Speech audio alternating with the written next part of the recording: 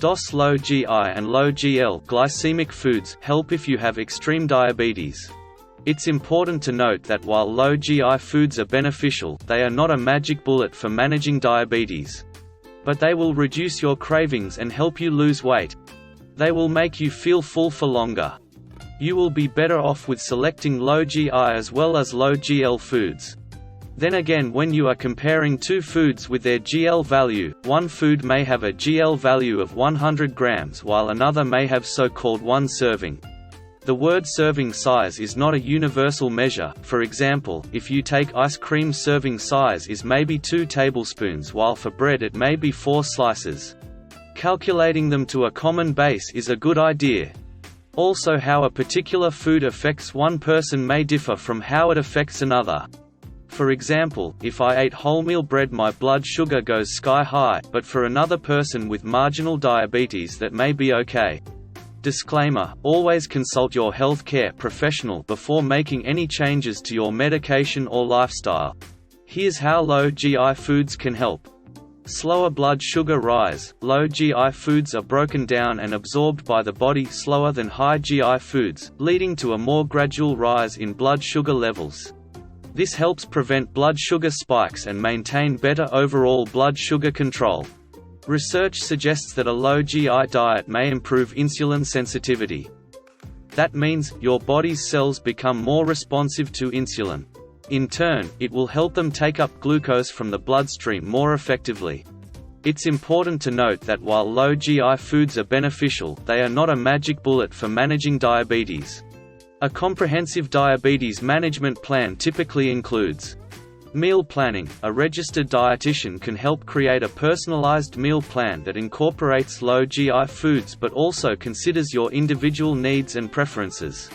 Walking, jogging and other forms of exercise help improve insulin sensitivity and overall health. Depending on the severity of your diabetes, you may need medication to manage your blood sugar levels. Wait, there is more. But do not forget to hit the like button and subscribe. A review published in the journal Nutrients found that a low GI diet can improve glycemic control and reduce cardiovascular risk factors in people with type 2 diabetes. What about low GL foods? Low GL refers to low glycemic load instead of low glycemic or GI. While both GI and GL are related to carbohydrate or carb breakdown and blood sugar impact, they differ slightly. Glycemic index – this measures how quickly a carb-containing food raises blood sugar levels compared to a reference. Glycemic load – this takes into account both the GI of a food and the amount of carbs it contains. It provides a more complete picture of the overall impact of a food on blood sugar levels.